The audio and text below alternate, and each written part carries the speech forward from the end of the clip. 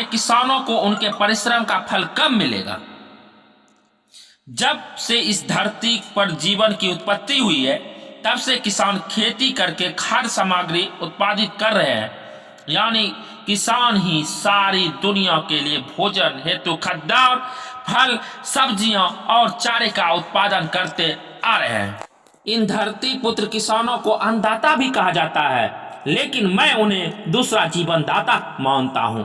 यदि किसान किसानी नहीं करेंगे तो खाद्यान्नों का उत्पादन नहीं होगा, और जब खाद्यान्नों का उत्पादन नहीं होगा तब हमारे भोजन की भी व्यवस्था नहीं होगी। बिना भोजन के हमारा जीवित रहना असंभव ही नहीं बल्कि नामुमकिन है। अब यदि हम भोजन नहीं करेंगे तो भूखे मर जाएंगे और कुछ भी नहीं कर पाएंगे। कभी अकाल की मार तो कभी प्रलयकारी बाढ़। आज हमारे देश भारत में ही नहीं बल्कि सारी दुनिया में सबसे ज्यादा दुर्दशा किसानों की ही है। किसान सबके लिए तो अन्न उगा रहे हैं, लेकिन खुद भूखे मरने के लिए विवश हैं। किसान अपनी फसलों से इतना नहीं कमा पाते हैं कि वे अपने परिवार के लिए ठीक ठाक कपड़ों और बच्चों की शिक्षा का प्रबंध कर सके। किसान दिन रात करके एक अन्न उपजाते हैं। वे ना जेठ मास की तमतमाती धूप देखते हैं और ना माघ पूस के कड़ाके की ठंड। किसान जितना परिश्रमी और धैर्यवान कोई नहीं है, फिर भी किसान सुखी नहीं है। कभी वह भयानक अकाल की मार से मारा जाता है, कभी प्रलयकारी बाढ़ से। इन आपदाओं से ज्यादा तो किसान कर्ज की बोझ से आत्महत्या करने के लिए मजबूर होते। किसान विरोधी सरकार, अब तक की अधिकतर सरकारें किसान विरोधी ही रही हैं।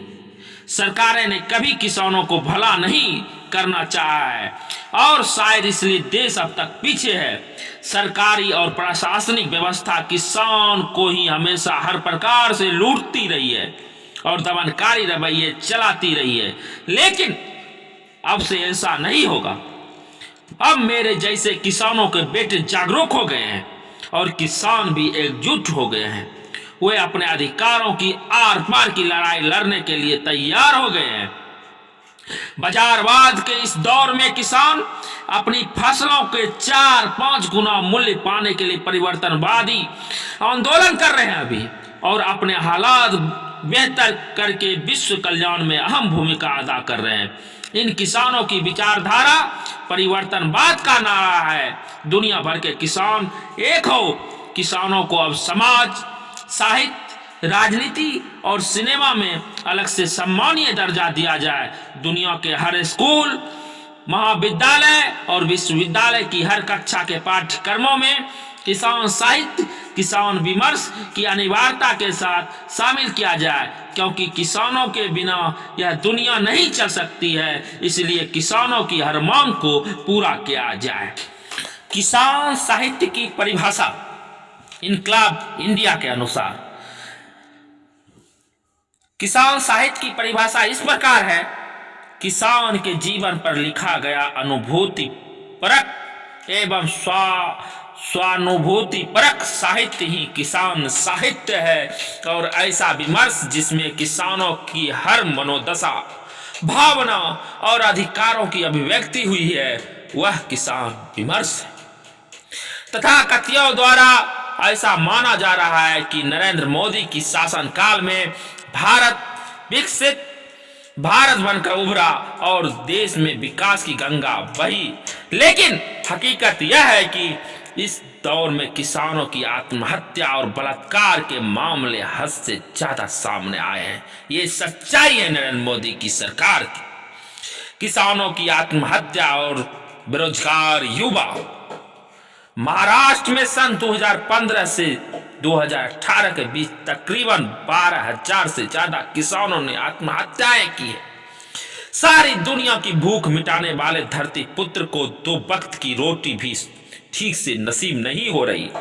यत्र तत्र किसान आंदोलन हुए, लेकिन तानाशाही सरकार के किसान अपना हक पाने में नाकामयाब रहे हैं। और आज भी जिस तरह सड़कों पे किसान आंदोलन कर रहे हैं, मजदूरों की भी बहुत बुरी रही है। सूखे की मार से ग्रसित बुंदेलखंड हमेशा उपेक्षित रहा है। किसानों और मजदूरों की बच्चों की अच्छी शिक्षा नहीं मिल पाई है, क्योंकि कुछ को छोड़कर ज्यादातर सरकारी स्कूलों, कॉलेजों और विश्वविद्यालयों की शिक्षा व्यवस्था अस्त व्यस्त रही। प्राइवेट शिक्षक संस्थानों और कॉन्वेंट स्कूलों की हाल और बुरा रहा। छात्र छात्राओं को उच्च शिक्षा प्राप्त करने के बावजूद रोजगार और नौकरी के लिए दर दर की ठोकरें खानी पड़ी है। भारत में शिक्षित बेरोजगार युवाओं की भरमार हो गई है। युवाओं को सरकार सिर्फ जुमले दे रही है। किसान 12 महीनों जो खेतों में करता है काम, सच्चा किसान है उसका नाम। खेतों को जोतता, बीज बोता, बीज उगकर जब तैयार हो जाता तो फसल को सिंचित करता, खाद और दवाइयाँ लेता आदि करता है काम। सच्चा किसान है उसका नाम।